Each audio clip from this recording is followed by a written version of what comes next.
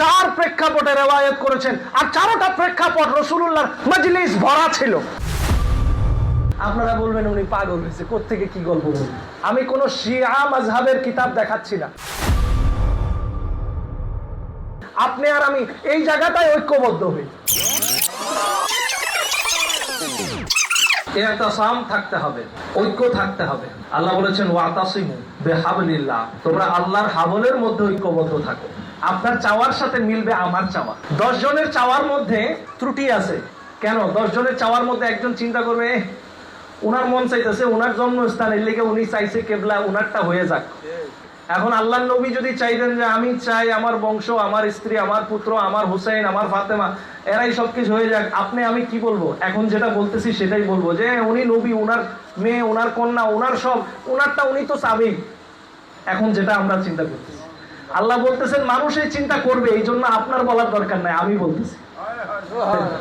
লা আসআলুকুম আলাইহি আজরা, আমি তোমাদের কাছে কোনো কিছু চাই না। লা আসআলুকুম, কোনো কিছু চাই না। তা আল্লাহর নবী যদি চাওয়া শুরু করতেন, আমরা দিয়ে শেষ করতে পারতাম?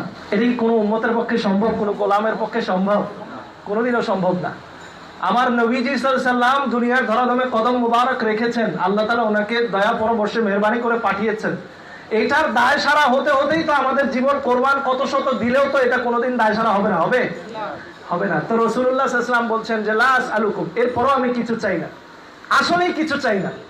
আমার রাসূলুল্লাহ সাল্লাল্লাহু আলাইহি সাল্লাম আমাদের কাছে কিছুই চান না, আজরান, আজর হিসেবে, বিনিময় হিসেবে। ইল্লাল মাওয়াদ্দাতা ফিল কুরবা। খেয়াল করেন, আপনি কালেমার দিকে একটু তাকান, দেখেন কালেমার মধ্যে আল্লাহ বলছেন যে লা ইলাহা ইল্লাল্লাহ। লা ইলাহা, এতটুকুর মধ্যে একটু চিন্তা করেন যে দেয়ার ইজ নো গড, কোনো খোদাই নাই, কোনো ক্রিয়েটরই নাই। আল্লাহ তাআলা লা দিয়ে লায়া নাফি জিন্স দিয়ে শুরু করেছেন।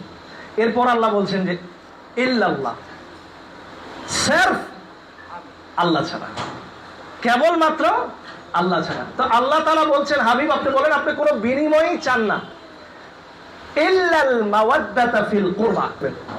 তো সাহাবা ইকরাম জিজ্ঞেস করলেন ইয়া রাসূলুল্লাহ, যে আপনি আমাদেরকে এই যে এত কিছু থেকে পবিত্র করলেন, আমাদেরকে উন্নত করলেন, আমাদেরকে ওয়া খায়রুল কুরুনি কারনি সুম্মাল্লাযিনা ইয়ালুনাহুম সুম্মাল্লাযিনা ইয়ালুনাহুম, আমাদের জন্য আপনি এলান করলেন যে তোমরা এতই শ্রেষ্ঠ হয়েছো যে তোমাদের সময়টা গোল্ডেন টার্ম।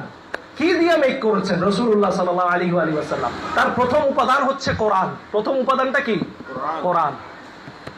রাসূলুল্লাহ সাল্লাল্লাহু আলাইহি ওয়াসাল্লামকে জিজ্ঞেস করা হলো যে ইয়া রাসূলুল্লাহ আপনি আমাদেরকে এত কিছু দিলেন, এই মাওয়াদ্দাতা ফিল কুরবা কোন জিনিসটা আপনি আমাদের কাছে চাচ্ছেন? আল্লাহর তরফ থেকে আপনার কাছে আয়াত নাজিল হলো, কোন বিষয়টা আপনি আমাদের কাছে চাচ্ছেন? ইয়া রাসূলুল্লাহ এই মাওয়াদ্দাতা ফিল কুরবাটা কি? রাসূলুল্লাহ বলেছেন সাল্লাল্লাহু আলাইহি ওয়াসাল্লাম, আলী, ফাতেমা, তার 2 সন্তান। আলী, ফাতেমা, তার 2 সন্তান, হাসান ওয়া হুসাইন। এই 4 জনের ক্ষেত্রে ইঙ্গিত করে বলেছেন এরা হচ্ছে মাওয়াদ্দাতা ফিল কুরবা। আমার সব থেকে কুরবাতে বায়াত যারা, আহলে বায়াত যারা, যারা আমার সাথে কাল ক্ষেপণ করেছে, যারা আমার সাথে প্রতিটা মুহূর্ত আমি রাসূলুল্লাহকে খুব কাছ থেকে দেখেছে, এদেরকে বলা হয় আহলুল বায়াত। এদেরকে কি বলা হয়? আহলুল বায়াত। কোন একজন ব্যক্তি এসে স্বাভাবিক প্রশ্ন তুলতে পারে, স্বাভাবিক বলতে পারে যে আহলুল বায়াত, কারণ একাডেমিক নলেজ, পৃথিবীর মধ্যে একাডেমিক নলেজের অনেক দিক হয়, অনেক রকম হতে পারে, উল্টাপাল্টা হতে পারে, একটা শব্দের অনেক অর্থ হতে পারে। সো একাডেমিক নলেজের দৌরত্ব এবং সেটার বর্ডার অনেক বিস্তৃত। একটা শব্দের অনেক অর্থ হয়, একটা বাক্যের অনেক রকম ইন্টিগ্রেশন হয়। আমাদেরকে আল্লাহর চাওয়া এবং রাসূলুল্লাহর মেনে নেওয়াটাকে হাবল হিসেবে আল্লাহর তরফ থেকে ঐক্যবদ্ধভাবে আঁকড়ে ধরতে হবে। আমাদের জন্য জরুরি হচ্ছে ওই বিষয়টা যেটা আল্লাহ রাসূলুল্লাহর কাছ থেকে চেয়েছেন। আল্লাহ রাসূলুল্লাহর কাছে কোনটাকে আহলে বাইত হিসেবে চেয়েছেন? আল্লাহ এবং রাসূলুল্লাহ সাল্লাল্লাহু আলাইহি ওয়াসাল্লাম আল্লাহর দরবারে কোনটাকে আহলে বাইত হিসেবে স্বীকৃতি দিয়েছেন? আহলে বাইত আলাইহিমুস সালামের ব্যাপারে রাসূলুল্লাহ সাল্লাল্লাহু আলাইহি ওয়াসাল্লামের ইন্টিগ্রেশন কি, তার বক্তব্য কি, তিনি কি বলেছেন? আমার নেওয়ার এবং বুঝার এবং আঁকড়ে ধারণ করার শুধু আমার না, প্রত্যেকটা আলেমে দ্বীন, প্রত্যেকটা ইসলামী মুবাল্লিগ, প্রত্যেকটা ইসলামী দরবার, প্রত্যেকটা ইসলামী বীর এবং প্রত্যেকটা আশিক এবং ইন জেনারেলি প্রত্যেক ব্যক্তির আল্লাহ এবং রাসূলের চাওয়াটাই গ্রহণীয়, গ্রহণযোগ্য, মৌলিক চাওয়া।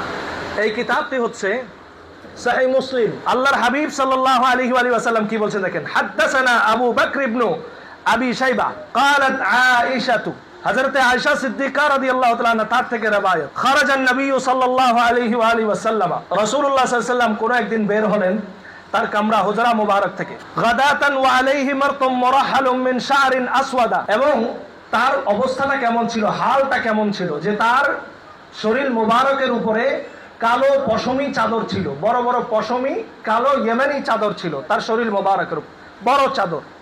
ফাজা আল হাসান ইবনে আলী ইবনে আবি তালিব, ওই মুহূর্তে হযরতে হাসান আলাইহিস সালাম তিনি আসলেন।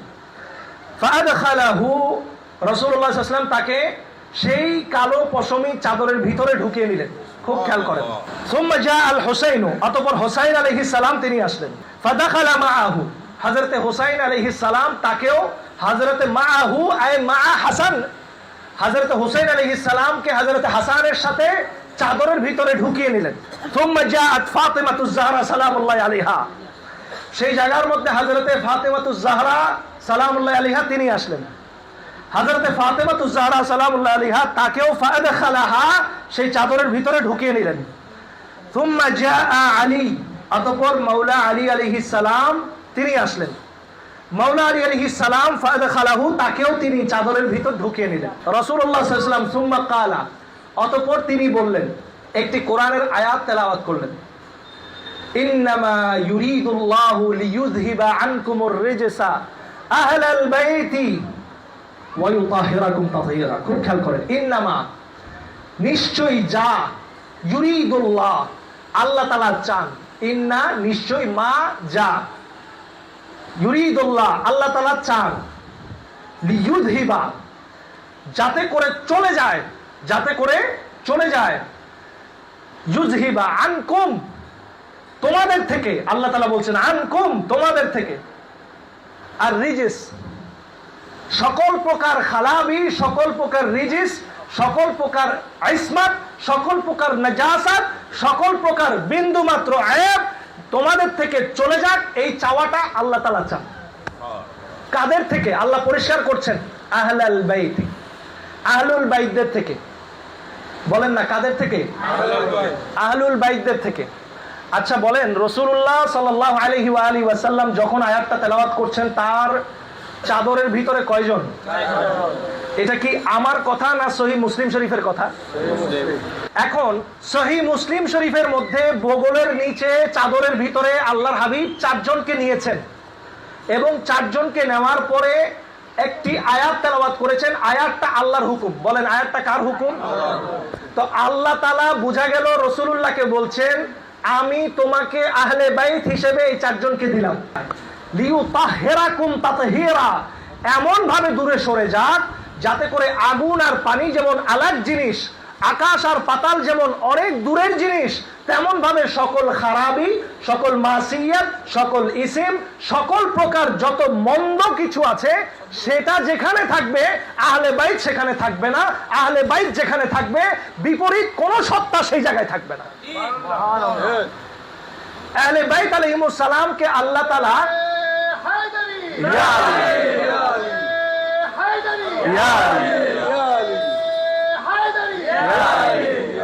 আহলে বাইত আলাইহিমুস সালামকে আল্লাহ তাআলা কোরআনুল কারীমে আয়াতে তাতহীরের মধ্যে এক্সেপশনাল করে দিয়েছেন। এবং মনে রাখবেন, আর exceptional can not be an example. কোনো এক্সেপশনাল কোনো কিছুর কি হয় না, কোনো উপমা হয় না। আল্লাহ তাআলা বলে দিয়েছেন যে আমি এই জায়গায় কি করলাম, আহলাল বাইত লাগাই দিলাম।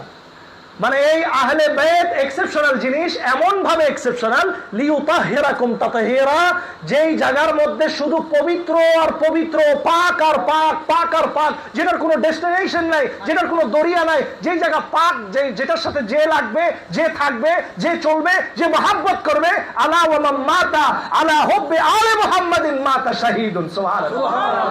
যেটা এমন পাক, যেই পাক হৃদয়ে রেখে যদি কেউ মৃত্যুবরণ করে সে শহীদ হবে। সুবহানাল্লাহ। তাফসীরে রুহুল বায়ান, যাদেরকে আমি আজকে এই মাহফিলের মাধ্যমে ঐক্যের আহ্বান করতেছি, অনেক আলেম সাহেবেরা বলবে যে আল্লাহ তাআলা এই আয়াতের আগে আল্লাহ তাআলা রাসূলুল্লাহ সাল্লাল্লাহু আলাইহি ওয়াসাল্লামের স্ত্রীগণের কথা বলেছেন, স্ত্রীগণরা যেন পর্দায় থাকে, তারা যেন বাড়িতে থাকে।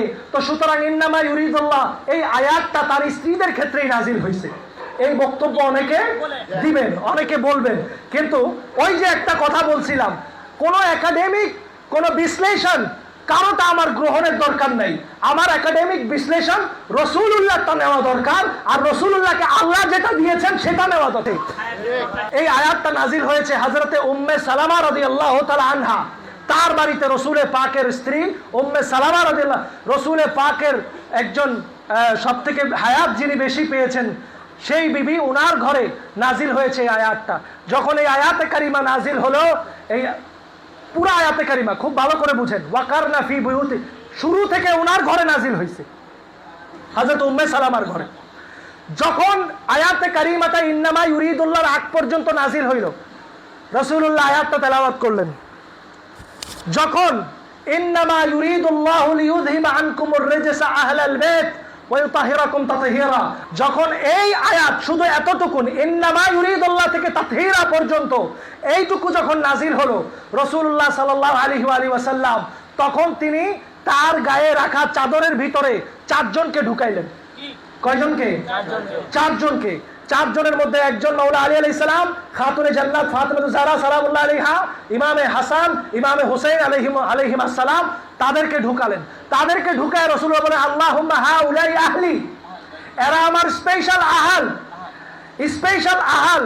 আল্লাহ যারা এদেরকে ভালোবাসবে তুমিও তাদেরকে ভালোবাসো এবং তাদেরকে পবিত্র করো। সুবহানাল্লাহ। শুধু তাই না, রাসূল পাক সাল্লাল্লাহু আলাইহি ওয়াসাল্লাম বলেছেন এরা আমার আহলে বাইত, আহলে বাইত, এবং এদের উপর হরিমা সাদাকা, এদের উপরে সাদাকা হারাম করা হয়েছে, এদের উপর সাদাকা হারাম করা হয়েছে, এরা সাদাকা নিবে না, এদের উপর সাদাকা হারাম। এই হাদিসে পাক থেকে স্পষ্ট রাসূলুল্লাহ বলেছেন। ও হ্যাঁ, যখন এইটুকু বললেন, দেখেন ওই যে উম্মে সালামা রাদিয়াল্লাহু তাআলা, তিনি বললেন, ইয়া রাসূলুল্লাহ আমি আপনার কম্বলের ভিতরে একটু যেতে চাই, ইয়া রাসূলুল্লাহ আমিও আহলে বাইতের অন্তর্ভুক্ত হতে চাই। রাসূলুল্লাহ বললেন যে না, ইন্নাকি কুনতি খায়রা, রাসূলুল্লাহ বলেন তোমার জায়গায় তুমি শ্রেষ্ঠ, তোমার জায়গায় তুমি শ্রেষ্ঠ, তোমার জায়গায় তুমি শ্রেষ্ঠ। কিন্তু এইখানে যারা আছে এই আয়াতে কারিমা কেবল তাদের জন্য। এখন কি আর কোন একাডেমিক বিশ্লেষণের দরকার আছে? একটা বক্তব্য চলে আসে, যে বক্তব্যটা হচ্ছে এরকম যে আলাইহিস সালাম এটা তো কোরআনে নাই, এটা হাদিসে নাই, এটা আমরা কেন বলি, এরকম একটা বক্তব্য আসে। কি আসে কিনা? আসে। এবং আহলে বাইত আলাইহিমুস সালাম বললে অনেকে একটু ন্যারো ভাবে তাকায়, এমন ভাবে আপনার দিকে তাকাবে মনে হয় যেন এই জিনিসটা নতুন কিছু। আমি যদি আপনাদেরকে এখানে একটা গল্প বলি, এখন যদি আপনাদেরকে বলি যে ভাই একটা পাখি একটা হাতির সাথে মারামারি করছে, একটা পাখি একটা হাতিকে মেরে ফেলছে, আপনারা বলবেন উনি পাগল হয়েছে, কোত্থেকে কি গল্প বলবেন, এটা বলবেন না আপনারা?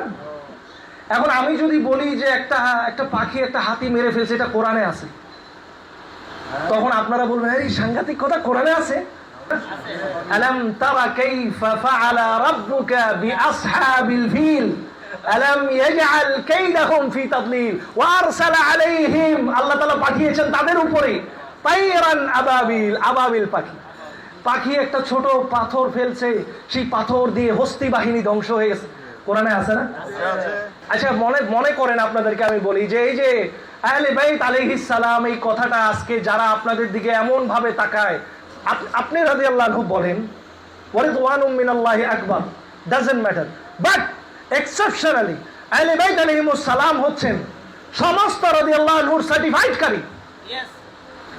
আহলে বাইত আলাইহিমুস সালামের দরবার থেকে, তাদের খাজানা থেকে সব রাদিয়াল্লাহু আনহু হলমার্ক জাস্টিফাইড হয়। যে হলমার্ক সংস্থা থেকে সোনার ক্যারেট জাস্টিফাইড হয় না? সোনা 18 ক্যারেট, ওই হলমার্কের একটা নাম্বার আছে না, 18 ক্যারেটের 24 ক্যারেট নাম্বার আছে, 22 ক্যারেটের নাম্বার আছে। তো এই হলমার্ক প্রতিষ্ঠান থেকে সোনা কোনটা কতটুক খাঁটি জাস্টিফাইড হয়। সেই হলমার্ক প্রতিষ্ঠান রাদিয়াল্লাহু তাআলা আনহুম আজমাইনের হলমার্ক প্রতিষ্ঠান হচ্ছে আহলে বাইত। প্রত্যেক রাদিয়াল্লাহু আনহু সার্টিফাইড হবে হলমার্ক আহলে বাইতের প্রতিষ্ঠান থেকে, যে এটা কত ক্যারেটের সোনা,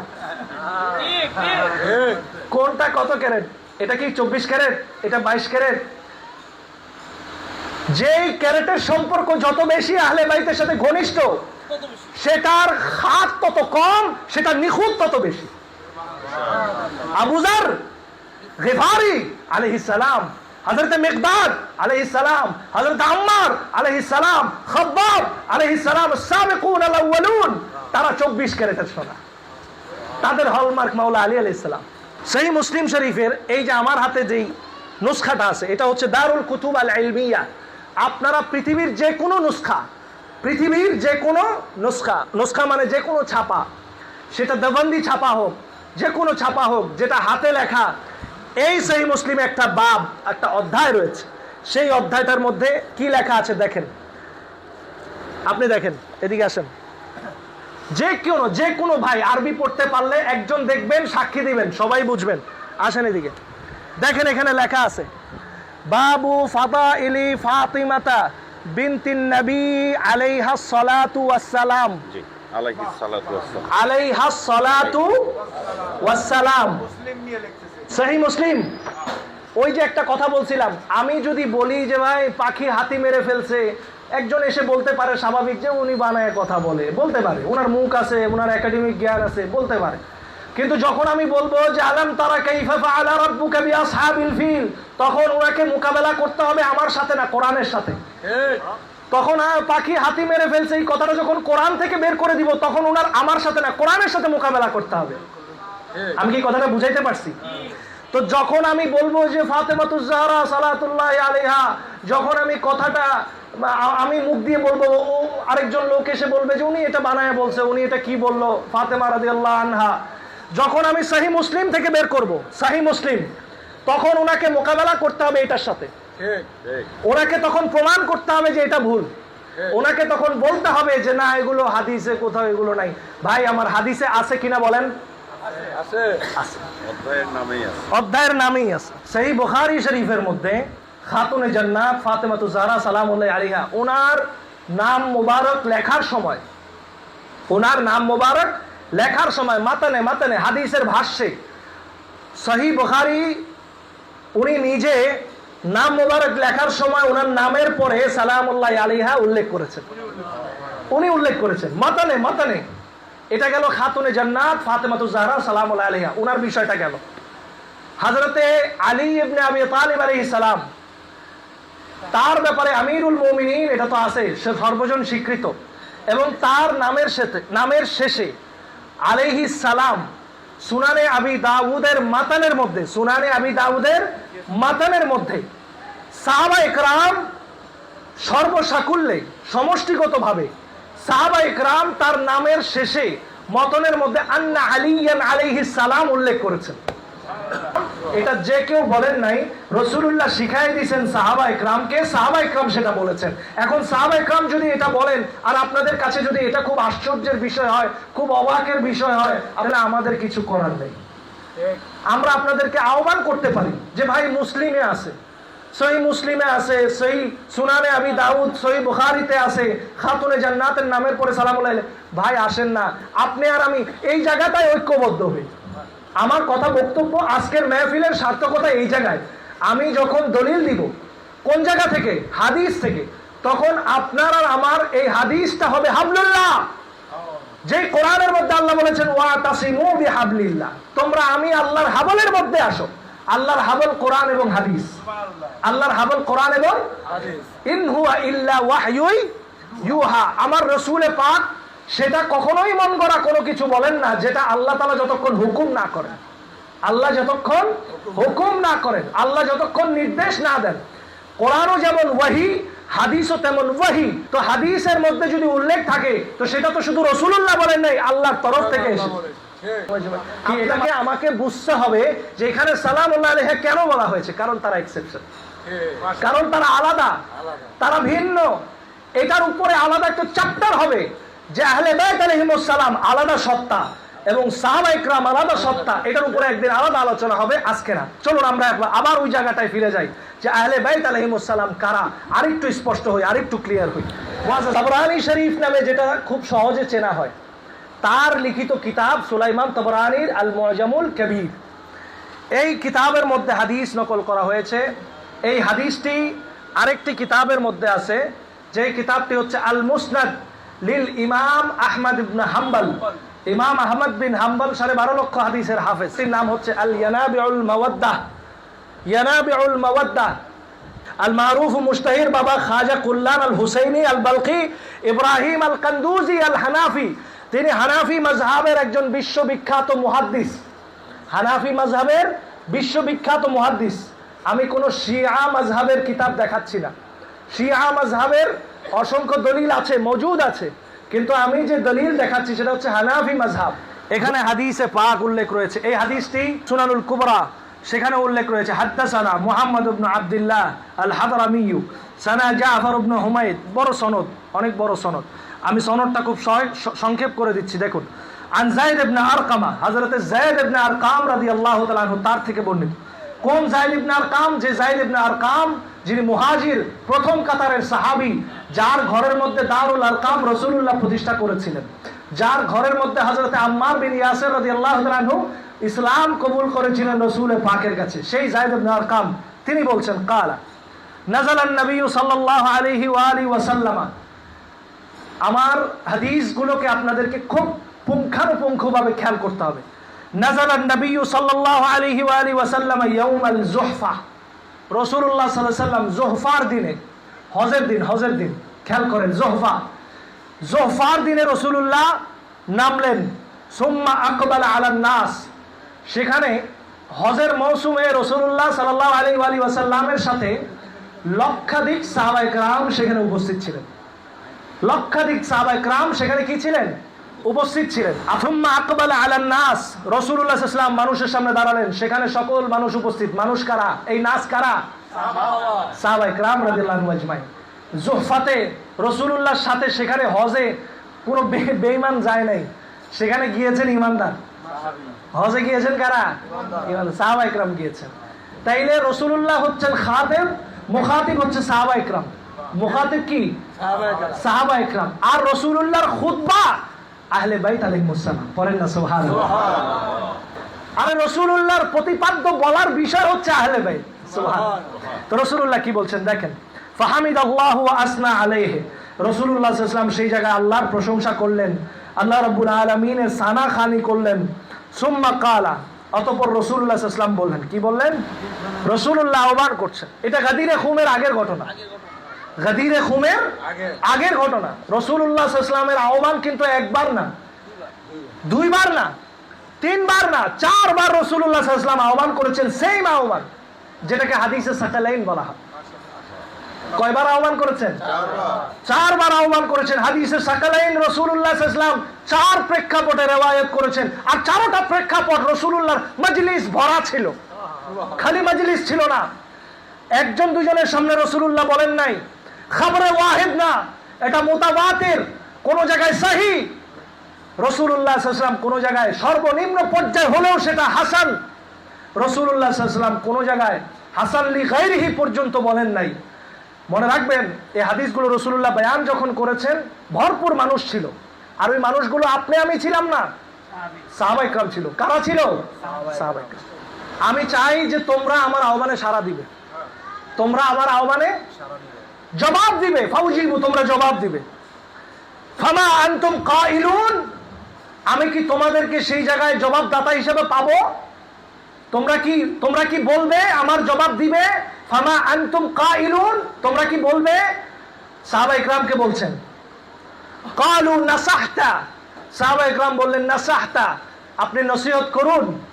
আমাদের সমাজের মধ্যে একটা কথা প্রচলন আছে, দুঃখের বিষয় যে কথাটা আমরা বলি, মানে আমরা হুজুররা বলি, আমাদের আলেম সমাজ বলে যে এই হাদিসটা বা এই ধরনের রিওয়ায়াতের হাদিস, এটা সির্ফ কেবলমাত্র মাওলা আলী আলাইহিস সালামের একটা ফজিলত মাত্র, একটা ফজিলত মাওলা আলী আলাইহিস সালামের বয়ান করেছেন রাসূলুল্লাহ সাল্লাল্লাহু আলাইহি ওয়াসাল্লাম, এই জন্য যাতে করে কেউ একজন সাহাবায়ে কেরামদের মধ্যে মাওলা আলী আলাইহিস সালামের সাথে দুর্ব্যবহার করেছিল এটা যেন আর ভবিষ্যতে না করে, এই জন্য তিনি কনসার্নমূলক, সতর্কতামূলক, উদ্বিগ্নতামূলক তিনি একটা বক্তব্য দিয়েছেন যে দেখো আলীর অনেক অনেক ফাজাইল আছে।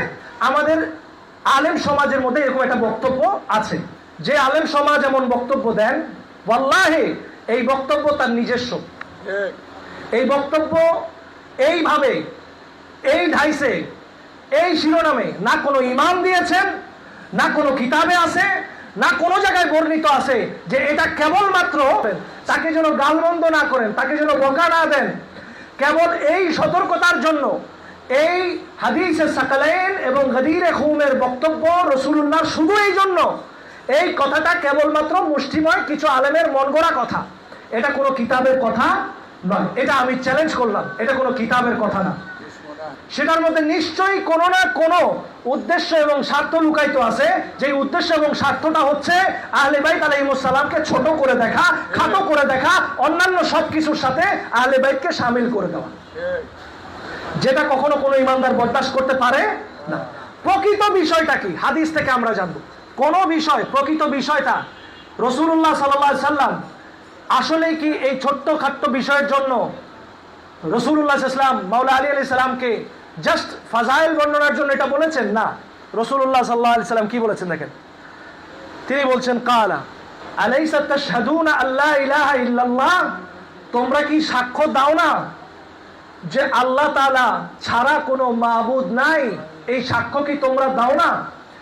রাসূলুল্লাহ সাল্লাল্লাহু আলাইহি সাল্লাম সাহাবায়ে কেরামকে বলছেন, কথা বলেছেন ওয়া আন্না মুহাম্মাদান আবদুহু ওয়া রাসূলুহু, তোমরা কি আরো সাক্ষ্য দাও না যে মুহাম্মদ সাল্লাল্লাহু আলাইহি ওয়া আলিহি ওয়াসাল্লাম আল্লাহর বান্দা ও রাসূল? তোমরা কি সাক্ষ্য দাও না? ওয়া আন্নাল জান্নাতা হাক্কুন ওয়ান নারু হাক্কুন, জান্নাত যে সত্য এবং জাহান্নাম যে সত্য, এটা কি তোমরা মানো না? ওয়া আন্নাল বাসা বাদাল মাউতি হাক্কুন, মৃত্যুর পরে যে তোমাদেরকে উঠতে হবে, আমাদেরকে উঠতে হবে, আল্লাহর সামনে দাঁড়াইতে হবে, এটা কি তোমরা সাক্ষ্য দাও না?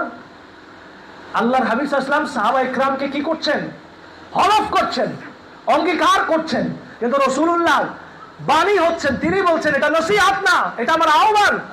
রাসূলুল্লাহ যদি আহ্বান করে সাহাবা ইকরামদের সাড়া দেওয়া সেখানে ওয়াজিব, আল্লাহর তরফ থেকে সেটা কর্তব্য। কি কথা ঠিক কিনা?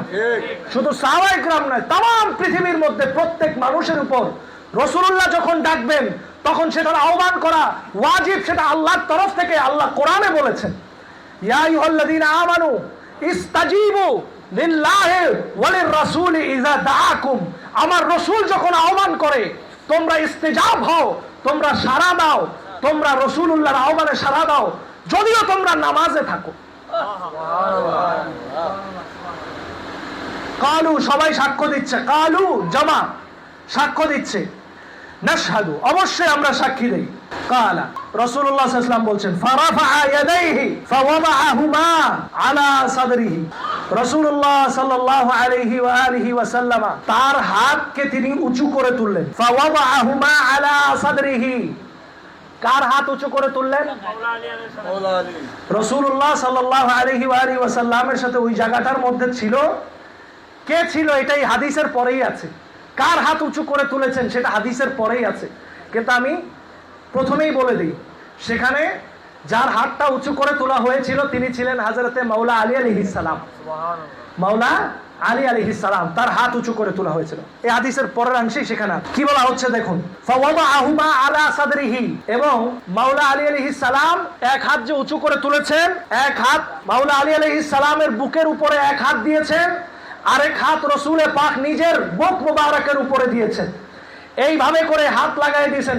ফাওয়াদাহুমা, এখানে দ্বিবচন হয়েছে, ওয়াদাহুমা, উভয়েই মাওলা আলী আলাইহিস সালাম তার হাত ধরা, রসুল পাক তার হাত ধরা, হাত উঁচু করে রেখেছেন। মাওলা আলী আলাইহিস সালামেরও একটা হাত খালি, রসুল পাকেরও একটা হাত খালি। রসুল পাক যেই হাত খালি সেটা তিনি বুকে দিয়েছেন, মাওলা আলীর যেই হাত খালি সেটা সেই হাত তিনি তার বুকে দিয়েছেন। দোনোজনে দুই হাত উঁচু করে বুকে এইভাবে হাত দিয়েছেন। ওনারও বুকে হাত, রসুল পাকেরও বুকে হাত, হাত উঁচু করে দিয়েছেন। হাত উঁচু করে দিয়ে কি বলছেন দেখেন, সুম্মা ক্বালা ওয়া আনা আশহাদু মাআকুম, আমিও তোমাদের সাথে সাক্ষ্য দিচ্ছি। রসুল পাকও সাক্ষ্য দিচ্ছেন। বিষয়টা যদি এমন হতো যে একজন মাওলা আলীর সাথে একটা বিষয় নিয়ে তর্ক করছেন, কোন বিষয় নিয়ে মাওলা আলীকে গালমন্দ করছেন, রসুল পাক সাল্লাল্লাহু আলাইহি ওয়াসাল্লাম হজের মৌসুম, হজের মধ্যে জোহফার মতো জায়গায় রাসূলুল্লাহ সাল্লাল্লাহু আলাইহি ওয়াসাল্লাম সবাইকে সামনে নিয়ে এই বক্তব্য দেওয়ার কোনো প্রয়োজন ছিল না, হতেও পারে না, এটা কখনো প্রয়োজন নেই। ছোট্ট বিষয় রাসূলুল্লাহ সাল্লাল্লাহু আলাইহি ওয়াসাল্লাম তাকে ডেকে এক জায়গায় নিয়ে বলে দিতে পারতেন যে এই দেখো তুমি এমন এমন করেছো, এই জিনিসটা আর করো না। বাস খালাস। রসুল পাক সাল্লাল্লাহু আলাইহি ওয়াসাল্লাম এমন হতে পারতেন, মসজিদে নববীতে ফিরে গেছেন, রসুল পাকের বলার ধরনটা যেরকম, রসুল পাক যেভাবে সাধারণত যেভাবে বলেন, ওই যে আমাদের বাংলায় একটা প্রবাদ রচনা আছে যে ঝিকে পিটিয়ে যাকে শেখানো, ঝিকে পিটিয়ে যাকে শেখানো, এটা একটা প্রবাদ বাক্য আর কি। মানে ঝিরে মারে যারে শিখায় আর কি, ওরে মারে এই এমন করবি না, এই এমন করবি না, মূলত ওরে মারে বলে আরেকজনদের, বলে কি আরেকজনদের। তো রাসূলুল্লাহ সাল্লাল্লাহু আলাইহি ওয়াসাল্লাম সাধারণত এরকম করতেন যে মসজিদে নববীতে বলতেন একজনকে যে তোমারও কিন্তু এরকম এরকম এরকম আছে, আসলে ওর মধ্যে নাই, ওকে বলতেন কিন্তু বুঝাইতেন পাশের তারে। কিভাবে? যখন রাসূলুল্লাহ বলতেন যে তুমি কিন্তু খাওয়াবা, তুমি দান করবা, তুমি এটা করবা, পাশের জন বলতো আমি তো কিপটা, দান করি না। তার মানে রাসূলুল্লাহ দানের কথা বলতেছেন, মানে আমার দান করতে হবে, আমি দান না করলে রাসূলুল্লাহ আমার উপরে রাগ করবেন। তো রসুলের পাকের মিষ্টি মিষ্টি কথা বলার এটা শাসন করার পদ্ধতিটা এরকম ছিল। তো রসুলের পাক সাল্লাল্লাহু আলাইহি ওয়াসাল্লাম যদি এটা স্বাভাবিক ছোটখাটো বিষয় হতো, মাওলানা আলী আলাইহিস সালামের সাথে ছোটখাটো দ্বন্দ্ব হতো, মসজিদে নববীতে ফিরে গিয়ে তিনি এরকম একটা সলিউশন দিতে পারতেন এবং দিতেন, হতো। কিন্তু রাসূলুল্লাহ সাল্লাল্লাহু আলাইহি ওয়াসাল্লাম একবার, দুইবার, তিনবার, চারবার সমস্ত সমাগমের মধ্যে এইভাবে করে বলার কোনো সার্থকতা বা অর্থ একটাই হতে পারে যে বারবার আহলে বাইত আলাইহিমুস সালামের রিমাইন্ডেশন এবং তারা যে সকল কিছুর মূল, এটা সব সাহাবায়ে কেরামকে দলিল করে রাখা যাওয়া, যে তোমরা দলিল হয়ে থাকবা যে সাহাবী, তোমরা মনে রেখো ঈমানের জন্য শর্ত হিসেবে আহলে বাইতকে রেখে যাচ্ছি। আহলে বাইত যদি না থাকে কোরআন তোমাদের কোনো কাজে আসবে না। কোরআন যতক্ষণ পর্যন্ত আহলে বাইতের সাথে আঁকড়ে না ধরবা, ততক্ষণ পর্যন্ত তোমরা কখনো একজন আরেকজনের সাথে বেহেশত অবধি, হাউজে কাউসার অবধি, হক অবধি পৌঁছাতে পারবা না। হাদিসে পাকে রাসূলুল্লাহ এই কথাই বলছেন যে এটার সাথে সম্পর্ক আখিরাত, দুনিয়া আখিরাত, হাউজে কাউসার, বেহেশত পর্যন্ত সম্পর্ক। রসুলের পাক তিনি কি বলছেন দেখেন, যে আমিও তোমাদের সাথে সাক্ষী হচ্ছি। আল্লাহ তাআলা রূহের জগতে সমস্ত মানুষদেরকে নিয়ে সাক্ষী গ্রহণ করেছেন যে আমার হাবিব মুস্তাফা রাসূলুল্লাহ সাল্লাল্লাহু আলাইহি ওয়াসাল্লাম তিনি যখন যাবেন, তোমরা সবাই তার কাছে কি করবা? সহযোগিতা করবা, তার স্বীকৃতি মেনে নিবা। রাসূলুল্লাহ সাল্লাল্লাহু আলাইহি ওয়াসাল্লাম তিনি বলেছেন আমি যখন যাব সবাই আমার কাছে উম্মত হিসেবে বায়াত নিবে, উম্মত হিসেবে বায়াত গ্রহণ করবে, সবাই আমার তাবেদারি করবে। আল্লাহ তাআলা এই মর্মে সাক্ষ্য গ্রহণ করেছেন এবং আল্লাহ নিজেও আমাদের সাথে সাক্ষী থেকেছেন। আল্লাহ বলেছেন কালু আকরারনা কাল আকরার, আল্লাহ তাআলা বলেছেন আমি নিজেও কিন্তু সাক্ষী, আমি নিজেও কিন্তু কি সাক্ষী। একই সাক্ষীটা আমার আল্লাহর হাবিব সাল্লাল্লাহু আলাইহি ওয়াসাল্লাম তিনি নিচ্ছেন। মনে রাখতে হবে সাক্ষী আমার আল্লাহর রাসূল হচ্ছেন, মূলত সাক্ষী আল্লাহর রাসূলকে আল্লাহ বানাচ্ছেন। সাক্ষী আল্লাহর রাসূলকে কে বানাচ্ছেন? আল্লাহ বানাচ্ছেন। আল্লাহ বলছেন ইন হুয়া ইল্লা ওয়াহয়ু ইউহা, আমার রাসূল নিজের মন গড়া কোনো কিছু করেন না, আমি যা বলি তাই করেন। একটা জিনিস বলেন তো দেখি, আপনারা এখানে সবাই আপনাদেরকে বললাম যে ভাই আপনারা কেউ চুরি করবেন না, কেউ ডাকাতি করবেন না, কেউ অন্যায় করবেন না, কেউ জুলুম করবেন না। আপনারা বললেন যে হ্যাঁ আপনার কথার সাথে আমরা একমত, আপনার কথার সাথে আমরা কি একমত। এখন আমিও যদি আপনাদের সাথে সাক্ষ্য দেই, আমিও কিন্তু তোমাদের সাথে সাক্ষী রইলাম। যখন আপনাদের মধ্যে আমাদের মধ্যে সাক্ষী মিলে গেল, আপনাদের মধ্যে কেউ যখন একজন অন্যায় করবে, কেউ যখন একজন অন্যায় করবে, তখন আপনাদের সাথে যে আমি সাক্ষ্য দিছিলাম সাক্ষী হিসেবে দুনিয়ায়, তখন আমাকে তলব করা হবে না যে এই লোকটার সাথে এই ইমাম সাহেব সাক্ষী ছিল? তলব করবে কিনা? মনে রাখবেন সাহাবায়ে কেরামকে আল্লাহর হাবিব সাল্লাল্লাহু আলাইহি ওয়াসাল্লাম জিম্মায় ফেলে দিয়েছেন। কোন জিম্মায়? আহলে বাইতের জিম্মায়। আহলে বাইতের ক্ষেত্রে তোমাদেরকে আমি সাক্ষ্য করে দিচ্ছি, আমি নিজে সাক্ষী দিয়ে, তোমরা যদি এদিক সেদিক করো, আমি রাসূলুল্লাহ আল্লাহর দরবারের মধ্যে আমি প্রশ্নবিদ্ধ হয়ে যাব। আপনারা আমরা যদি কেউ আহলে বাইতের পক্ষে উল্টাপাল্টা করি, আমরাও কিন্তু রাসূলের পাকের কাঠগড়ায় আমরা বিভ্রান্ত হয়ে যাব। জবাবদিহিতা আমাদেরকে করতে হবে, শুধু আমাদেরকে নয়, আমরা যারা দায়ী আছি, ইসলামের যারা মুবাল্লিগ আছি, ইসলামের যারা প্রচারক আছি, ইসলামের কথা যারা বলি, এই একটা জায়গার মধ্যে আপনাকে আমাকে বড় কঠিন থাকতে হবে, বড় সতর্কতা থাকতে হবে। কেন? কারণ আপনার আমার সাথে সাক্ষী হিসেবে আপনার আমার পাশে স্ট্যান্ড বাই রাসূলুল্লাহ সাল্লাল্লাহু আলাইহি সাল্লাম রয়েছেন, ছিলেন, আছেন, কিয়ামত পর্যন্ত থাকবেন। সুবহানাল্লাহ। বড় সাবধান এই জায়গাটায় কথা বলতে গেলে, আহলে বাইতের ব্যাপারে কথা বলতে গেলে। কেন? কারণ আমার রাসূল হলফ দিয়েছেন সাহাবা ইকরামকে। আর যদি সাহাবা ইকরাম খায়রুল কুরুনি কারনি হয়, আপনাকে আমাকে বড় হলফের সাথে সাংঘাতিক জবানে আহলে বাইতের ব্যাপারে কথা বলতে হবে। বিন্দু মাত্র ছাড় দেওয়া যাবে না। বিন্দু মাত্র কি করা যাবে না? ছাড় দেওয়া যাবে না। দোনো দিকে, হকের ক্ষেত্রেও ছাড় হবে না, আবার আহলে বাইত আলাইহিমুস সালামের উপরে জুলমের ক্ষেত্রেও কোনো ছাড় দেওয়া যাবে। জুলম যেটা হয়েছে সেটাও বলতে হবে, হক যেটা হয়েছে সেটাও বলতে হবে। কোন দিকে আপনাকে আমাকে লা তালবিসুল হাক্কা বিল বাতিল, হককে বাতিলের সাথে মিশ্রিত করা যাবে না। কিভাবে মিশ্রিত করা যাবে না? ওয়া আনতুম তা'লামুন ওয়া তাকতুমুল হাক্কা, আমরা কি করি? হক জানার পরেও গোপন করি। আমাদের ভিতরে অভ্যাস আছে, হক জানার পরেও আমরা কি করি? গোপন করি। কিন্তু গোপন করা যাবে? যাবে না। গোপন করে আমরা জানার পরেও গোপন করা যাবে না। এই জায়গায় কনসার্ন থাকতে হবে। সুম্মা ক্বালা, অতঃপর রাসূলুল্লাহ বললেন, আলা তাসমাউনা, তোমরা কি আমার সাক্ষী শুনতেছো? তোমাদের কানে কি যাচ্ছে? আলা তাসমাউনা, রাসূলুল্লাহ কাদেরকে বলছেন? তাসমাউনা। কালু, সাহাবা ইকরাম কি বললেন? নাম, আমরা শুনেছি। হ্যাঁ। কালা, রাসূল পাক এবার রাসূল পাক সাল্লাল্লাহু আলাইহি ওয়াসাল্লাম কি বলছেন দেখেন, ফাইন্নী ফারতুকুম আলাল হাউজ ওয়া আনতুম ওয়ারিদুনা আলাইয়া। রাসূলুল্লাহ বলছেন, দেখো নিশ্চয় আমি ফারতুকুম আলাল হাউজ ওয়া আনতুম ওয়ারিদুনা, তোমাদের জন্য আমি হাউজে কাউসারে অপেক্ষা করব। অপেক্ষা, হাউজে কাউসার আমি কি করব? অপেক্ষা করব। ওয়া আনতুম ওয়ারিদুনা আলাইয়া, মনে রেখো তোমরা সেখানে কিন্তু আমার সাথে মোলাকাত করতে হবে। আমার সাথে মোলাকাত বিহীন তোমরা কিন্তু কোনো দিকে যেতে পারবে না। কাদেরকে বলছেন? সাহাবা ইকরামদেরকে। আচ্ছা আপনারা বলেন, সাহাবা ইকরামের প্রতি রাসূলুল্লাহ সাল্লাল্লাহু আলাইহি ওয়া আলিহি ওয়াসাল্লামের যে বক্তব্য, যে আহ্বান, যে নির্দেশনা এত কঠোর, আমাদের উপরে সেই কঠোরতা কি কম থাকবে না আরো বেশি থাকবে? এই জায়গাটায় আজকে আমরা যারা দাঈ ইলাল্লাহ, যারা ইসলামের পথে আমরা যারা আছি, যারা কথা বলি, আল্লাহ যাদেরকে আমাদেরকে তৌফিক দিয়েছেন, আমরা কয়জনের মুখে রাসূল পাকের এই পরিবারের এই বক্তব্যটা শুনি? আহলে বাইতের কথা কয়জনের মুখে আমরা শুনি? অথচ এই চারজন হচ্ছেন সেই ব্যক্তি, চারজন হচ্ছেন সেই সত্তা। আপনারা সবাই খুশি হন, আপনাদের পরিবার যদি খুশি হয়, আপনার ছেলে যদি খুশি হয়, আপনার বউ বাচ্চা যদি খুশি হয়, বউ বেটি যদি খুশি হয়, আপনারা খুশি হন। কোন প্রোগ্রামে গেলে, কোন জায়গায় গেলে, আপনার থেকে ভালো জায়গায় আপনার সন্তানটারে ঘুম পাড়ান কি পারান না? আপনার সন্তানটারে কেউ যদি এক টুকরা মাছ বেশি দেয়, আপনি খুশি হন? খুশি হন না?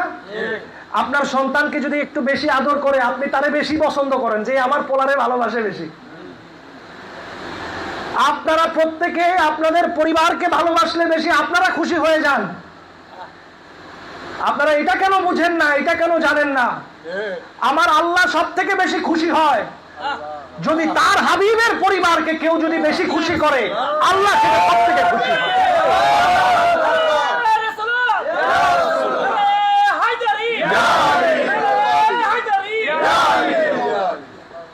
আপনি যেমন কোন জায়গায় গেলে বলেন যে আমার দোস্ত, আমার সন্তান, ওরে এক টুকরা বেশি দেন, ওরে এক টুকরা বেশি দেন। আমার রাসূল পাক সাল্লাল্লাহু আলাইহি ওয়াসাল্লাম ওই কাদনারা ভিতরে, আমার রাসূল যেমন শুধু কিবলার আহ্বান করছে আল্লাহর কাছে, আল্লাহ কিবলাটা যদি আমার মক্কা হতো, রাসূলুল্লাহর ভিতরে শুধু এই আহ্বান, এ উম্মতে মুহাম্মাদি, তোমরা একটু আমার হুসাইনের কথা বলো, একটু আমার আলীর কথা বলো, একটু আমার ফাতেমার কথা বলো, আমার হাসানের কথা বলো, আমার বংশের কথা বলো, আমার আওলাদদের কথা বলো। আমার আওলাদদের কথা বললে আমার হৃদয় আনচান করে উঠে, নেচে উঠে, গেয়ে উঠে। এটা কেন বুঝেন না? আপনি যেমন আপনার সন্তানকে এক টুকরা মাংস বেশি দিলে ভিতরে আপনার উদ্বেলিত হয়ে যায়, যে বা যারা যে জায়গার মধ্যে আহলে বাইতের কথা একটু বেশি বলবে, মনে রাখবেন আমার নবীর হৃদয় উদ্বেলিত হয়ে যায়, রওজায় আমার রাসূলুল্লাহ হেসে ওঠে, আমার আল্লাহর আরশ আনন্দে উচ্ছ্বাসিত হয়ে যায়, আল্লাহ খুশি হয়ে যায়। আর এই জন্যই আল্লাহ সূরা সূরায় বলেছেন, আপনি কিছু চাইেন না, তার মানে আমি আল্লাহ কিছু চাই না, একমাত্র আমি চাই নবীর পরিবারকে খুশি করো, তাকে মওয়াদ্দা করো, তাকে ভালোবাসো, তাকে ভালোবাসলে আমি আল্লাহ খুশি। আল্লাহর খুশি কোথায় তালাশ করে? আমরা কোথায় তালাশ করি? এই এক জায়গায় ঐক্যবদ্ধ আমরা হই না। আল্লাহ তো স্পষ্ট সরিহ আয়াতের মধ্যে বলেছেন, এখানে আমার খুশি নিহিত। তিনি বলছেন, আমি হাউজে কাউসারে তোমাদের জন্য অপেক্ষায় থাকবো। কোন বিষয়ে? ওয়া আনতুম ওয়ারিদুন আলাইয়া, ওই বিষয়ে যেটার পক্ষে তোমাদের কাছ থেকে আমি হলফ নিচ্ছি, যেটার বিষয়ে তোমাদের কাছ থেকে হলফ এখনো নেয় নাই। আল্লাহ হাবিব আগেই বলছেন যে এতক্ষণ হলফ নিলাম যে তোমরা কি আল্লাহ মানো? বলে হ্যাঁ মানি। রসুল মানো? বলে হ্যাঁ মানি। মরার পরে উঠতে হবে মানো? বলে হ্যাঁ মানি। জাহান্নাম মানো? বলে হ্যাঁ মানি। যার দোজখ বেহেশত মানো? বলে হ্যাঁ মানি। সব মানো? বলে হ্যাঁ। বলে আমি আরো কিন্তু হলফ নিব, ওই হলফের উপরে যদি তোমরা থাকো আমি আশা করি ওইটার উপরে থেকে তোমরা হাউজে কাউসারে আমার সাথে মোলাকাত করবে। ফানজুরু কাইফা তাখলুফুনি ফিস সাকালাইন। মনে রেখো, এখন যে ভারী দুইটা জিনিসের কথা আমি বলবো, তোমরা এতক্ষণ আমাকে বলেছো যে হ্যাঁ আল্লাহ আমি মানি, রসুল আমি মানি, সবকিছু আমি মানি, সবকিছু ঠিক আছে। ফানজুরু, তোমরা দেখো, কাইফা কিভাবে, তাখলুফুনি আমার সাথে তোমরা দ্বিমত করবে, ফিস সাকালাইন এই দুইটা ভারী বিষয়ে। এতক্ষণ কিন্তু দ্বিমত করো নাই, এতক্ষণ কিন্তু তোমরা আমার কথা মেনেছো। আনতা শাহাদা আল্লাহ ইলাহা ইল্লাল্লাহ মেনেছো, জাহান্নাম জান্নাত মেনেছো, মরার পরে উঠতে হবে মেনেছো, জান্নাত দোজখ সব মেনেছো। ফানজুরু, তোমরা দেখো, কাইফা তাখলুফুনি ফিস সাকালাইন, এখন যে ভারী দুইটা জিনিসের কথা আমি বলবো এই বিষয়ে তোমরা যেন আমার সাথে দ্বিমত করো না, ইখতিলাফ না করো। কাইফা তাখলুফুনি, ইখতিলাফ না করো, মত পার্থক্য না করো, কন্ট্রাডিকশন না করো, মতবিরোধ না করো। এই যে আমরা বলি না, এই যে মতবিরোধ, এই যে একজন এসে বলে যে উনি আলাইহিস সালাম কেন বললো, উনি রাদিয়াল্লাহু আনহু বললো না কেন? আল্লাহর হাবিব বলছেন কাইফা তাখলুফুনি, কিভাবে তোমরা এই মতবিরোধ কিভাবে করো আহলে বাইতের ব্যাপারে? সাহাবায়ে কেরামদেরকে কনসার্ন দিয়েছেন 1500 বছর আগে, আর এত বছর পরে আমরা মৌলভী হয়ে কিভাবে বলি যে না রাদিয়াল্লাহু আনহু হবে না, আলাইহিস সালাম হবে। আচ্ছা আলাইহিস সালাম অর্থ কি? আলাইহি তার উপরে, আসসালাম শান্তি, তার উপরে শান্তি, এই কথাটা কি ভালো না খারাপ? ভালো। আচ্ছা বলেন তো, ইমাম মাহদি, ইমাম সবাই বলেন, এই কথাটা বের হয়ে, এখান থেকে বের হয়ে যে কোনো হুজুরকে মৌলভীকে জিজ্ঞাসা করবেন, ভাই ইমাম মাহদি, লাভ দিয়ে বলবে আলাইহিস সালাম, আলাইহিস সালাম। ইমাম মাহদি রাসূলুল্লাহ বলেছেন সে আমার ফাতেমার খানদান, সে আমার, সুনানে আবি দাউদের মধ্যে এসেছে রাসূলুল্লাহ সাল্লাল্লাহু আলাইহি ওয়াসাল্লাম বলেছেন সে আমার ফাতেমার খানদান। কত খানদান পরে আসে ইমাম মাহদি আলাইহিস সালাম, আর খাতুনে জান্নাতকে আলাইহাস সালাম বললে বলে এটা কিভাবে, এটা কাইফা তাখলুফুনি, তাদেরকে রাসূলুল্লাহ বলেছেন কিভাবে তোমরা ইখতিলাফ করো, তাদেরকে বলেছেন। আজকে যাদের ভিতরে অ্যালার্জি আছে, যাদের ভিতরে এরকম প্রবলেম সৃষ্টি হয়, যারা একটু ন্যারো মন মানসিকতায় দেখেন যে কি কেন আমি আলাইহিস সালাম বলবো, আমি রাদিয়াল্লাহু আনহু বলবো, তাদেরকে আল্লাহ রাসূল সাল্লাল্লাহু আলাইহি ওয়াসাল্লাম বলছেন সেই 1500 বছরে কাইফা তাখলুফুনি, কিভাবে তোমরা আমার সাথে ইখতিলাফ করো, আহলে বাইতের সাথে ইখতিলাফ মানে রাসূলুল্লাহর সাথে ইখতিলাফ। রাসূলুল্লাহর সাথে কি আমরা ইখতিলাফ করব? না, কখনো হতে পারে না। ফানাদা মুনাদা ওয়ামাস সাকালাইন, সাহাবায়ে কেরাম এবং একজন আরেকজনকে ডাকাডাকি করতে লাগলো, একজন আরেকজনকে ডাকাডাকি করতে লাগলো। ফানাদা মুনাদি, একজন এই আসো আসো, সাহাবায়ে কেরাম বলতেছে এই আসো আসো আসো, তো দেখি রাসূলুল্লাহ কি যেন বলবেন, আসো আসো। ফানাদা মুনাদ, একজন আরেকজনকে ডাকতেছে এই কোথায়, এই তুমি কোথায়, আসো, এই তুমি।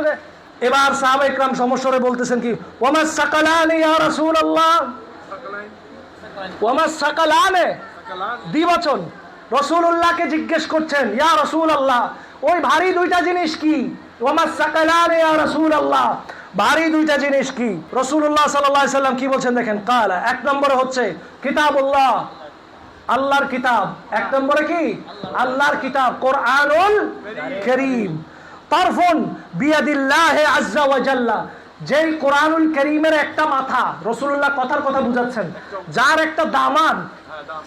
একটা দামান, অর্থাৎ মনে করেন একটা রশি, যেই রশির একটা মাথা সরাসরি বিয়াদিল্লাহি আযজা ওয়া জাল্লা, আল্লাহর কুদরতি দস্তে মোবারকের মধ্যে যার এক মাথা আকড়ানো পাকড়ানো, আল্লাহ ধরে রেখেছেন, আল্লাহ ধরে রেখেছেন। ওয়া তারফুন বিআইদিকুম, যার আরেক মাথা রয়েছে তোমাদের হাতে, যার আরেক মাথা রয়েছে কোথায়? বলেন না কোথায় রয়েছে? সাহাবা ইকরামদের মধ্যে বলতেছেন তোমাদের হাতে আছে, তোমাদের হাতে আছে। আচ্ছা, আমি যদি এখন বলি যে ভাই 24 ক্যারেট একটা সোনা আছে আমার হাতের মধ্যে, স্বর্ণের একটা অংশ ওই অমুক জুয়েলার্সের দোকানে আছে, আরেকটা অংশ আপনাদের এখানে আছে, তা আপনারা সবাই পকেট তালাশ করবেন, কই আছে রে, কই আছে হুজুর, কোথায় স্বর্ণ রাখছে, কোথায় কোথায় কোথায়, একজন আরেকজনের খুঁজবেন, এই কোথায় রাখছে রে, কোথায়, খুঁজবেন না, খোঁজাখুঁজি করবেন, আপনাদের ভিতরে শোরগোল পড়বে না, খাইছে রে। কি এমন জিনিস, একটা সাধারণ সোনা, অর্ধেকটা স্বর্ণকারের দোকানে, অর্ধেকটা আপনাদের মধ্যে, সবার মধ্যে চিন্তা হবে। স্বর্ণ মামুলি বিষয়, আমার আল্লাহ তাআলা যেই বস্তুর এক মাথা আল্লাহ ধরে রাখছেন, সেটার সরাসরি কানেকশনের আরেক মাথা আপনাদের এখানে। সাহাবা ইকরাম তো পরেশান হয়ে গেয়া, আরে বাবা, আল্লাহ তাআলার যেই মাথা আল্লাহ ধরে রাখছেন তার এক কোণা আমাদের এখানে। একজন আরেকজন জিজ্ঞেস করে, আরে কি, এটা কি রে, কোনটা? একজনে ভাই বলতো এটা কোনটা, এটা কোনটা? সাহাবা ইকরাম একজনকে জিজ্ঞেস করছে, কি জিনিস রে, কি জিনিস, কি জিনিস? অমনে রাসূলুল্লাহ বলেছে, আরে রাখো, ফাস্তামসিকু বিহি। এই ফা শব্দ তখন আসে যখন রাসূলুল্লাহ দেখলেন পরিবেশ গরম, একজন আরেকজনকে বলতেছে জানার আগ্রহ। আল্লাহ তাআলা কোন বিষয়টা, আপনারা বায়াত দেখছেন না, অনেক দরবারে বায়াত করে, পাগড়ি খুললা পাগড়ির এক মাথা ধরে আরেক মাথা ছাইড়া দেয়, দেখছেন না? পাগড়ির এক মাথা ধরে আরেক মাথা কি করে ছাইড়া দেয়। এই আল্লাহ তাআলা আমাদেরকে এই কাম করছে, পাগড়ির আল্লাহ এক মাথা ধরে রাখছে, আরেক মাথা আমাদের হাতে। এখন যে ধরবে সে আল্লাহর মুরিদ হবে, আর যে ধরতে পারে না সে আর আল্লাহর মুরিদ হবে না। এখন আল্লাহর মুরিদ তো আমরা হতে চাই, দরকার আছে না? এখন আল্লাহ কোরআনুল কারীম, এটা কথার কথা, এটা হইলো আল্লাহর পাগড়ি, পাগড়ির এক মাথা আল্লাহ ধরে রাখছে, কথার কথা, আরেক মাথা ছেড়ে রাখছে। ধরলে তুমি নাজাতের তরি, না ধরলে তুমি ভরা ডুবি, না ধরলে তুমি কি ভরা ডুবি। সেই জায়গাটাকে আল্লাহর হাবিব বলছেন, শোরগোল থামাও, খামোশ, শোরগোল থামাও। আল্লাহর নবী বলছেন ফাস্তামসিকু বিহি, তোমরা সেটাকে মজবুত ভাবে দাঁত দিয়ে আঁকড়ে ধরো। ফাস্তামসিকু মানে হচ্ছে কুমির যেমন কামড় দিয়ে ধরলে সে মাংস কখনো ছোটানো যায় না, সেটা ছিঁড়ে যায়, সেটা ছিঁড়ে যায়। वो चीज टूट गए, तोड़ गए, मगर छूटेगा नहीं, अलग नहीं करेगा, সেটা কখনো ছুটবে না, খুলবে না, ছাড়ানো যাবে না। এইটাকে বলে ইস্তেমসাক। তুমি সেটাকে এমন ভাবে ধরবা, ছিঁড়ে যাবে, ভেঙে যাবে, মস্কে যাবে, মাগার ছুটে যাবে না। মাগার কি হবে না? ছুটে যাবে না। তোমার মাল শেষ হবে, তোমার জীবন শেষ হবে, তোমার সব বাণিজ্য চলে যাবে। ইমাম হোসেন আলাইহিস সালাম বেহেশতের সরদার, তার গর্দানে যদি খঞ্জর চলে যায়, তুমি আমি কোন চিজ যে মান ইজ্জতের দিকে তাকাও, তুমি আমি কোন চিজ যে পীরগিরির দিকে তাকাও, তুমি আমি কোন চিজ যে গদির দিকে তাকাও, তুমি আমি কোন চিজ যে খানকার দিকে তাকাও, মুরিদের দিকে তাকাও, তুমি আমি কোন চিজ যে পয়সার দিকে তাকাও। লাগবে কিনা? ইমামে হুসাইনের দরকার আছে কিনা আমাদের? সেইভাবে আমাদেরকে মনস্তাত্ত্বিক ভাবে প্রস্তুত হতে হবে। ওই কথার দিকে রাসূলুল্লাহ যেটা বলেছেন, ফাস্তামসিকু বিহি, তোমরা বিসর্জন দাও তোমাদের গদি, বিসর্জন দাও তোমাদের মুরিদ, বিসর্জন দাও তোমাদের পয়সা, টাকা, হাদিয়া, ইনকাম, তোমাদের মান ইজ্জত, তোমরা ধরে রাখো আহলে বাইতকে। ফাস্তামসিকু বিহি, ধরে রাখো। কাকে বলছেন? সাহাবা ইকরাম লা তাদিল্লু, সেটা যখন ধরবা তোমরা পথভ্রষ্ট হবে না, গোমরাহ হবে না, তোমরা দালালের মধ্যে পড়বে না, তোমরা বিভ্রান্ত হবে না, পথ হারাবে না, তোমরা হেজিটেশনের মধ্যে পড়বে না। লা তাদিল্লু, আহলে বাইতকে ধরা মানে তোমরা আর গোমরাহ হবে না। তার মানে বোঝা গেল কি, কোরআনের যেই মাথা আল্লাহ ধরে রাখছে তার আরেক মাথা হচ্ছে এরা, তার আরেক মাথা আহলে বাইত। ওই যে বলছি কোরআন যদি আল্লাহর পাগড়ি হয়, আমার রাসূলুল্লাহ বলেছেন বিয়াদিল্লাহি আযজা ওয়া জাল্লা, একটা মাথা আল্লাহর হাতে, পাগড়ির এক মাথা কার হাতে? আল্লাহর হাতে। ফাস্তামসিকু বিহি লা তাদিল্লু, আমার রাসূলুল্লাহ কনসার্ন দিচ্ছেন শক্ত করে আরেক মাথা ধরো, তাইলে তোমরা বিভ্রান্ত হবে না। তার আরেক মাথা আহলে বাইত আলাইহিমুস সালাম। আল্লাহ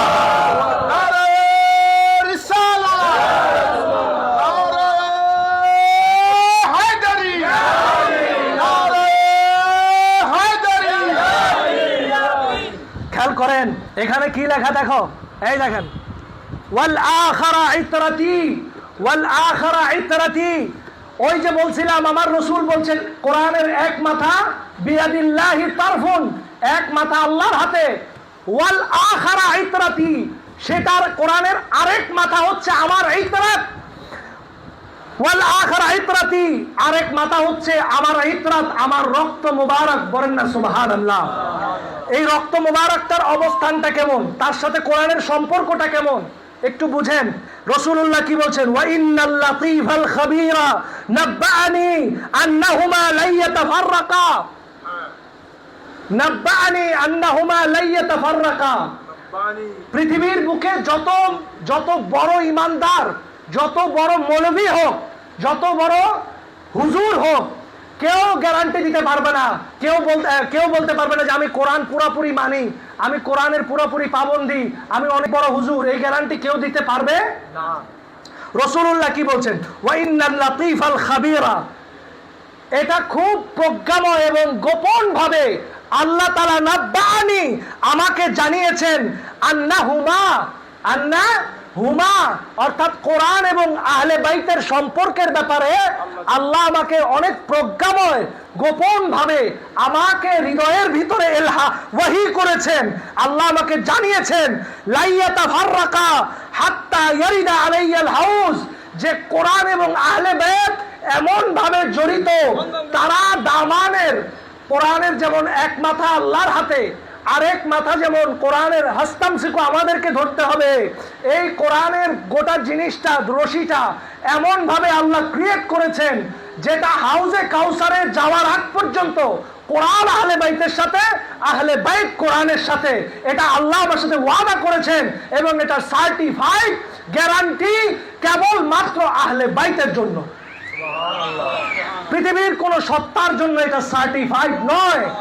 কেননা পৃথিবীর মধ্যে মানব সত্তার মধ্যে খায়রুল কুরুন হচ্ছে সাহাবা ইকরাম, আর সাহাবা ইকরামদের সামনে সার্টিফিকেশন দিয়ে মজবুত করে তাদেরকে ধরবার জন্য যে খবর, যে খুতবার কথা আমার আল্লাহ তাআলা তার হাবিবকে দিয়ে বলাচ্ছেন, সেই খুতবা, সেই দাওয়ান, সেটার নাম হচ্ছে আহলে বাইতে রাসূল সাল্লাল্লাহু আলাইহি ওয়াসাল্লাম। যে আমাকে আল্লাহ বলেছেন নাব্বাআনি, আমাকে সংবাদ দিয়েছেন যে কোরআন এবং আহলে বাইত একটা আরেকটা থেকে কখনো জুদা হবে না। ওয়াসালতু যালিকা লাহুমা রাব্বি, আল্লাহর হাবিব সাল্লাল্লাহু আলাইহি ওয়াসাল্লাম বলছেন যে আমি আহলে বাইত এবং কোরআনের এই সম্পর্কের বিষয়ে ওয়াসালতু, রাসূলুল্লাহ সাল্লাল্লাহু আলাইহি ওয়াসাল্লাম বলছেন ওয়াসালতু, আমি জিজ্ঞাসা করব, যালিকা লাহুমা, যালিকা ওই বিষয়ে, লাহুমা এই হুমা এটা দ্বিবচন, একটা কোরআন একটা আহলে বাইত। রাসূলুল্লাহ বলছেন সাআলতু, এটা মাজি মুতাকাল্লিম, রাসূলুল্লাহ বলছেন যে আমি জিজ্ঞেস করেছি, যালিকা ওই বিষয়ে, লাহুমা তাদের, মানে কোরআন এবং আহলে বাইতের বিষয়ে। কাকে জিজ্ঞাসা করেছি? রব্বি, আমার আল্লাহকে আমি কোরআন এবং আহলে বাইতের যে সম্পর্ক, একটা যে আরেকটা থেকে কখনো ছুটবে না, এই বিষয়ে আমি আল্লাহকে জিজ্ঞাসা করে জেনে এসে তোমাদেরকে আমি জানাচ্ছি। আপনি ভাবতে পারেন, আপনি বুঝতে পারেন, কল্পনা করতে পারেন আহলে বাইতের ব্যাপারে?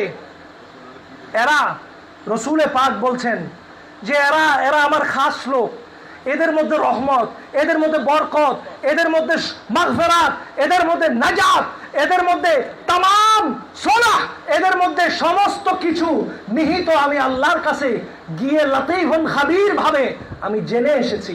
আমার রসুল যদি জেনে আসেন আর সেটা যদি বলেন, সেটার মধ্যে কোনো কনফিউশন আছে? সেটার মধ্যে আমাদের কোনো ইখতিলাফের বিষয় রয়েছে? থাকার কি কোনো কথা?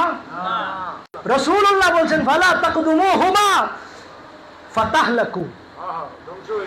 এই যে হাদিসের কিতাবের মধ্যে লেখা আছে, এটা আমার বানানো কোনো কথা না, এখানে লেখা আছে ফালা তাকদুমুহুমা, তোমরা সাহাবায়ে کرام তোমরা কোরআন এবং আহলে বাইত থেকে বেশি বুঝিও না, কোরআন এবং আহলে বাইতের অগ্রগামী হয়ো না, কোরআন এবং আহলে বাইতের থেকে বেশি বুঝিও না, কোরআন এবং আহলে বাইতের অগ্রগামী হয়ো না। যদি অগ্রগামী হও ফাতাহলাকু, সাহাবায়ে کرامকে রাসূলুল্লাহ বলেছেন যদি আহলে বাইতের আগে যাও তোমরা ধ্বংস হয়ে যাবে। তাহলে ওই মৌলভী বলবে যে উনি ফিতনা ছড়াইছে, বিভ্রান্তি করছে, এই কথা বলবে না? এই দেখেন, এই হাদিসের মধ্যে আছে, আমি বলি নাই, রাসূলুল্লাহ বলেছেন ফাতাহলাকু, যদি তোমরা সাহাবায়ে کرام আহলে বাইতের আগে যাও, আহলে বাইতের থেকে বেশি বুঝো, তোমরা ধ্বংস হয়ে যাবে, তোমরা বরবাদ হয়ে যাবে। ফাতাহলাকু, রাসূলুল্লাহ বলেছেন তোমরা কি হয়ে যাবে? বরবাদ হয়ে যাবে, ধ্বংস হয়ে যাবে। শুধু তাই না, রাসূলুল্লাহ আরো কি রিমাইন্ডেশন দিয়েছেন, দেখেন রাসূলুল্লাহ বলেছেন ওয়ালা তাকসুরু, তোমরা তাদেরকে খাটো করিও না, তোমরা তাদেরকে কি করিও না? খাটো করিও না। আজকে কোন দুনিয়ায় বসবাস করি, কোন জামানায় বসবাস করি? রাসূলুল্লাহ সাল্লাল্লাহু আলাইহি ওয়াসাল্লাম বলেন তোমরা তাকে খাটো করিও না। রাসূলুল্লাহ সাল্লাল্লাহু আলাইহি ওয়াসাল্লাম হজ আদায় করেছেন একবার, কয়বার? একবার। রাসূলুল্লাহ সাল্লাল্লাহু আলাইহি ওয়াসাল্লামের সাথে সেই হজে হযরতে আবু বকর রাদিয়াল্লাহু তাআলা আনহু তিনিও ছিলেন, হযরতে ওমর ফারুক রাদিয়াল্লাহু তাআলা আনহু তিনিও ছিলেন, ওসমান গনি রাদিয়াল্লাহু তাআলা আনহু তিনিও ছিলেন। আমাকে আপনারা বলেন, তাদের সামনে রাসূলুল্লাহ ভাষণ দিচ্ছেন তোমরা আহলে বাইতকে লা তাকসুরু, খাটো করিও না। আহলে বাইতকে কি করিও না? কোন সাহাবায়ে کرام এই কথার পরে কি কেউ বলতে পারে আমি তোমার থেকে শ্রেষ্ঠ? এই কথার পরে কেউ বলতে পারে?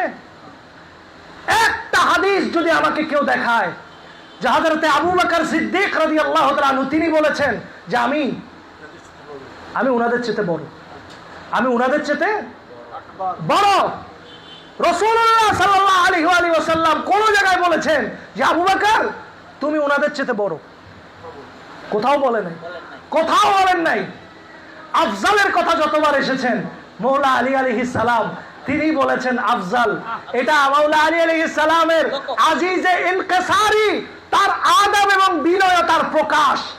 আমি এখানে বসেছি, আমি বললাম যে ভাই আপনারা সবাই বিজ্ঞ, আমি আপনাদের থেকে অজ্ঞ। এখন একজন দাঁড়ায় বলল যে মূর্খ, আপনি তো অজ্ঞ মানুষ, আপনার কাছ থেকে কি শিখবো, আপনি বের হয়ে যান, আমি আলোচনা করি।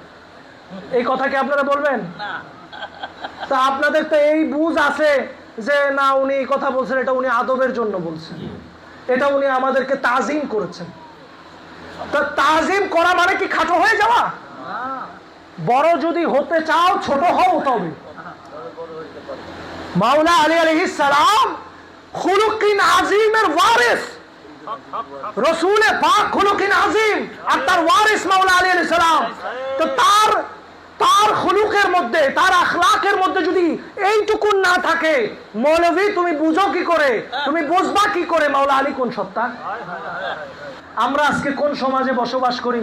আমাদের মতো হুজুররা বলে যে রাসূলুল্লাহর পরে মুহাজির তাদের সম্মান, আনসারদের সম্মান, বদরি সাহাবীর সম্মান, উহুদের সাহাবীর সম্মান, তাবুকের সাহাবীর সম্মান, আশারায়ে মুবাশশারার সম্মান, তারপরে আহলে বাইতের সম্মান। এই কথা যে ব্যক্তি বলে ইন্টেনশনালি হাদিস বিরোধী কথা, ইন্টেনশনালি রাসূলুল্লাহর আহলে বাইতকে কষ্ট দেওয়ার জন্য এই কথা বলে।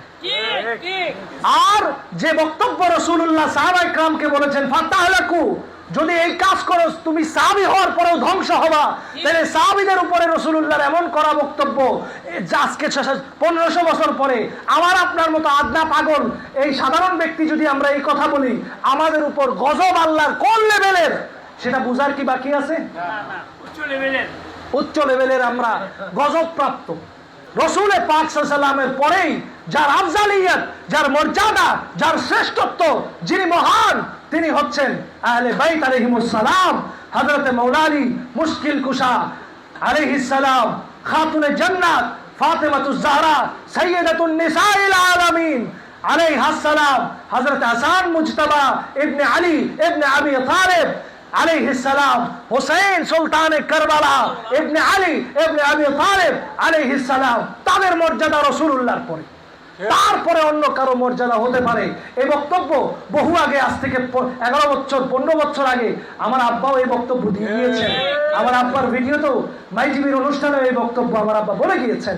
এবং আমরাও আপনাদেরকে আহ্বান করব, হাদিসের আলোকে, কোরআনের আলোকে, আল্লাহর হাবিব সাল্লাল্লাহু আলাইহি সাল্লাম বলছেন সাহাবায়ে কেরামকে, সেখানে আবু বকর, হযরত আবু বকর, ওমর, ওসমান গনি রাদিয়াল্লাহু তাআলা আনহুম, তারা উপস্থিত, তাদের সামনে রাসূলুল্লাহ বলেছেন খবরদার ওয়ালা তাকসুরু, তোমরা তাদেরকে খাটো করিও না। আপনি আমি সিম্পল নগণ্য উম্মত হয়ে আমরা কি করে তাদের উপরে, রাসূলুল্লাহর কথার উপরে আমরা অন্য কাউকে উঠাই দিতে পারি না? কখনো হতে পারে না। রাসূলুল্লাহ বলেছেন ওয়ালা তাকসুরু, খবরদার তোমরা তাদেরকে খাটো করি না, ফাতাহলাকু, তোমরা ধ্বংস হবে। এরপর রাসূলুল্লাহ কি বলছেন দেখেন, ওয়ালা তুআল্লিমুহুম ফাইন্নাহুম আ'লামু মিনকুম, তোমরা সাহাবায়ে কেরামকে, রাসূলুল্লাহ বলছেন কাকে? সাহাবায়ে কেরাম। ওয়ালা তুআল্লিমুহুম, তোমরা তাদেরকে শিখাইতে যাও না। ফাইন্নাহুম, কেননা তারা কারা? আহলে বাইত আলাইহিমুস সালাম, আ'লামু, আ'লামু মিনকুম, তোমাদের চেয়ে অনেক বড় জ্ঞানী, তোমাদের চেয়ে অনেক বড় জ্ঞানী। আ'লামু শব্দ ব্যবহার করছে, অনেক বড় জ্ঞানী। সুম্মা আখাযা বিয়াদি আলিয়্যিন, অতঃপর রাসূলুল্লাহ মাওলা আলী আলাইহিস সালামের হাত ধরলেন। বক্তব্য শেষ হলো, রাসূলুল্লাহ মাওলা আলী আলাইহিস সালামের কি ধরলেন? হাত ধরলেন। বিআখাযা আলিয়্যিন ফাকালা, অতঃপর বললেন মান কুনতু আওলা বিহি মিন নাফসি। কথাটা একটু, এই riwayatটা একটু ভিন্ন। রাসূলুল্লাহ সাল্লাল্লাহু আলাইহি ওয়াসাল্লাম বললেন মান কুনতু আওলা বিহি, যার কাছে তার জানের চেয়েও নিকটে আমি রাসূলুল্লাহ বেশি প্রিয়, যার কাছে তার জানের চেয়েও নিকটে আমি রাসূলুল্লাহ বেশি প্রিয়। ফা আলিয়ুন ওয়ালিয়ুহু, রাসূল পাক বলছেন তার কাছে মাওলা আলী আলাইহিস সালাম আমি যেমন প্রিয়, আমি যেমন ওলি, আমি যেমন নিকটে, আলী তার কাছে তদরূপ আমি রাসূলের জায়গায় ওলি হিসেবে, প্রিয় হিসেবে সেই জায়গায় যেন আসীন হয়। এটা আমি রাসূলুল্লাহর হলফ, রাসূলুল্লাহর অঙ্গীকার সাহাবী তোমাদের কাছে। সুবহানাল্লাহ। এবার রাসূলুল্লাহ হাত তুললেন, আল্লাহুম্মা ওয়ালিম মান ওয়ালা, হে আল্লাহ যে আলীকে ওলি হিসেবে নিল তুমি তার ওলি হয়ে যাও, তুমি তার অভিভাবক হয়ে যাও। ওয়াদিম মান আদা, যে আলীর বিরুদ্ধে শত্রুতা করলো তুমিও তার বিরুদ্ধে শত্রু হয়ে যাও। রাসূলুল্লাহ যদি শত্রুর এলান করে, পৃথিবীর কোন ইস্তেহাদের মধ্যে রাসূলুল্লাহ দোয়ার বিরুদ্ধে ইস্তেহাদ কি হতে পারে?